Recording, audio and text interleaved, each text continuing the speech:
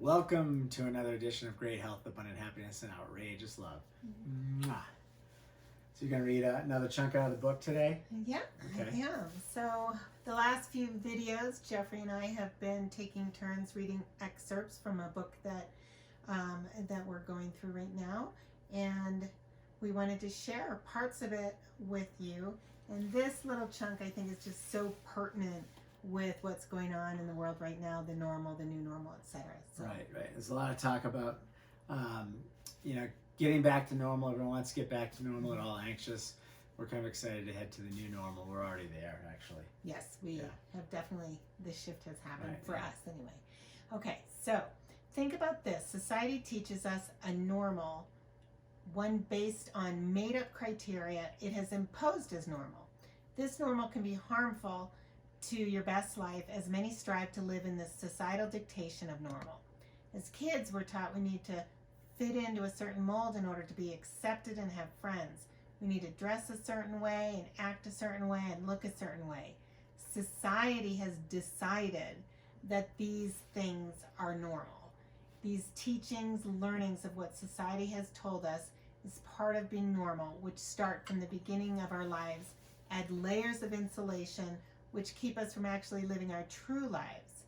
Going back to the story of the mother yelling at her child to stop, that was earlier in the book, where this, joyous little boy is, the mother is visiting a friend, and her little boy is twirling, and whatever kids do with all of that beautiful energy they have, and he was just exerting his happiness, and she screamed at him in such a disapproving tone to stop. And so that happened earlier on in the book.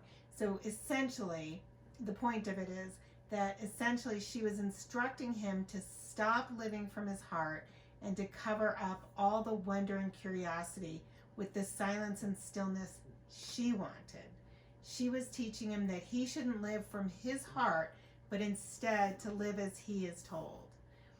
And she could have delivered that a different way, but it's interesting is she's basically teaching him to live the way she wants him to live, right? Well, I think people get wrapped up in this, and maybe she's embarrassed that the kid wasn't behaving or whatever, so I had to snap at him. But I think people get that way when they feel like they're kind of falling outside the norm. Some people, obviously not everybody, most of our viewers out there probably get that, and how sad that you would be embarrassed for your child. Yeah,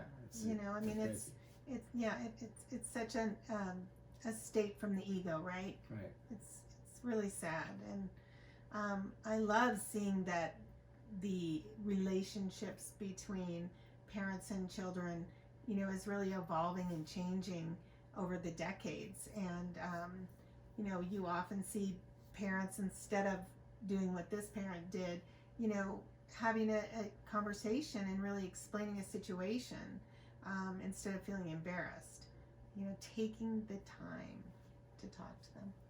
Anyway, let me get back to the book.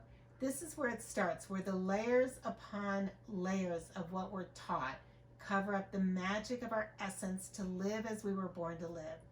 The only contributors to our happiness are our own feelings. If the things we've accumulated and the layers of insulation were all taken away, the way we were taught to act, the car, the house, the job, what would be left? The answer is the core of everything that is important. Love of life and gratitude for all that you have. Well, I think that's why this is important right now. I think a lot has been taken away from us with the lockdown. A lot of just the freedom to just go out and, hit the ski mountain here. The ski mountain's closed, or, go out to a golf course or whatever it is that you do. A lot of that stuff has been shut down right now. So you really are kind of diminished down to your core. You're not out there really driving a car around. You shouldn't be anyway. That's all part of it, right? So if you've got some sports car that you like to show off, you can't really be out in it. So this has really taught us to, hunker down and focus on what's important, and it is the relationships to your loved ones and your family, friends, and people reaching out and talking to each other. So I'm thinking that a lot of us will move to this new norm and not go back to the old normal. I hope Right. so. Yeah, I think that's the Well, I case. mean, I think for you and I, we already have done that, and you know, we're really appreciative and so grateful for everything that we do have, and you know, starting with our health, we both had COVID-19 and survived it. And I don't want to make light of this because a lot of people didn't, and there are people that are still fighting for their lives. You know, so we're really talking about the, you know, not the COVID itself, but the fact that because of COVID, you know, we've had this quarantine across the world, and you know, we have to take the opportunity to look at it as a gift. And I love what you said. It's like, you know, if you have that fancy car, those fancy suits, fancy ties, or Jimmy Choo shoes, or whatever it is that, you know, that floats your boat that you thought was so important to you, you know, you're not wearing those things now. You're not sporting that car right now. You are just really down to your core.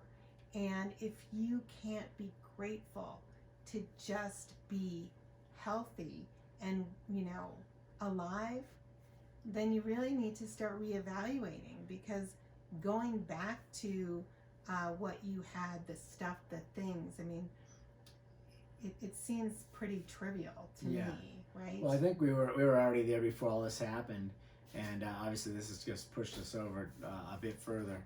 But you know, I'll just say myself, you know, going out into the work world and trying to prove myself, there were certain things I had to do, upgrade certain cars and certain houses and certain vacations.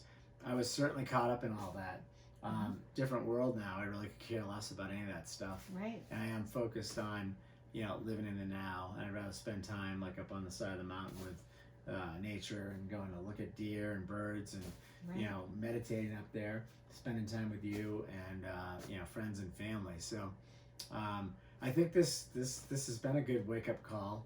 And I think many of us will move to a new normal and we'll forget about the old normal. I really do. 100%.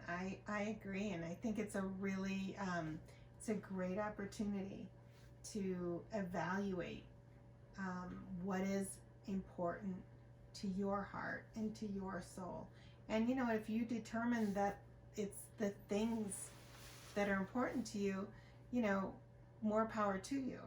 And if you determine that it's something else, more power to you. I mean, there's no wrong. There's no right. Everybody gets to choose. I mean, Exactly. that's the beauty of being a human in this life. You have the freedom of choice. You can make a choice to do whatever you want, take a left or take a right. I mean, that's what's great about it. So we'll see how all this shakes out, but I'm excited for the new normal. I am too. Wishing you great health, abundant happiness, and outrageous love from the nest at Copper Mountain. And give us a like if you would, and thank you for joining. Please subscribe if you have not. We'd love to have you on board. Yeah. Thanks. Thank you.